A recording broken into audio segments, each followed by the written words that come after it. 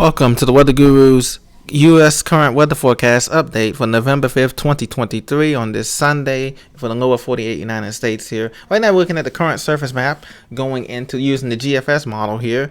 And we're going to be talking about a pretty quiet and tranquil pattern for the lower 48 United States here.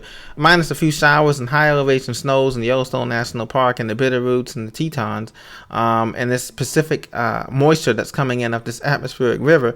There's not much going on in the rest of the country. Beautiful weather extending down through DFW up through the heartland of the country, through Kansas, through Missouri, through St. Louis, all the way back across the mid-Atlantic. Just absolutely fabulous weather here as the jet stream has retreated far well north here into the Minnesota-Canadian border here. This has allowed the warmth to spread all the way north here up through the Great Lakes here. And so we have warm weather, shower-free weather, great picnic outdoor weather, great early fall weather. Hope you got adjusted to the clocks going back 1 hour as daylight saving time ends today.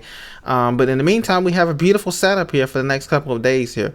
As far as the National Weather Service hazards, we have some fog, dense fog advisory in the Red River Valley. So if you're coming out of Wichita Falls, just west of Norman and Edmond, Oklahoma, and Oklahoma City, Enid, down through the Texas Hill Country there, you want to be careful. There's a dense fog advisory this morning.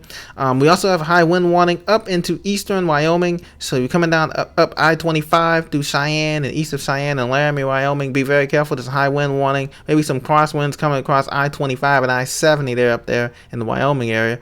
We also have a winter weather advisory toward the border here on I-29 here, just north of Fargo and Minot, North Dakota, into western Minnesota and the Canadian border. There is some winter weather advisories there for some brief snow showers, bursts of snow showers coming there. Nothing crazy that you guys cannot handle up there in that country. But if you're going out ice fishing or trying to do some fishing on some of the lakes, be very careful there. There's a winter weather advisory there.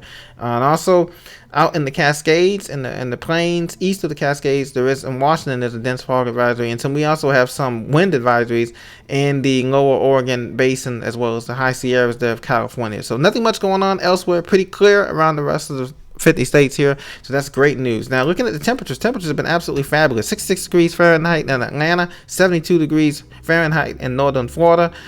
We have 64 degrees Fahrenheit in Washington D.C., Baltimore area, and 60 degrees Fahrenheit in New York City area.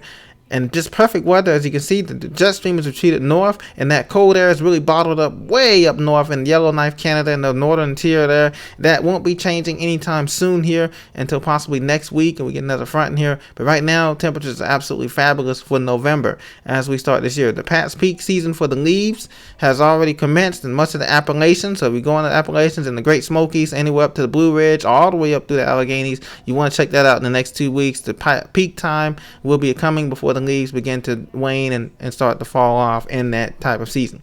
So going back, as we put this into motion here, we're just going to put the GFS into motion here over the next few sorry, I went the wrong one here. We're just going to put the GFS into motion here over the next few days here. And you can see the atmospheric river moves out the way here. It moves into the Intermountain West and provides some snow showers. And then we still have the clear in the eastern two-thirds of the country until we get to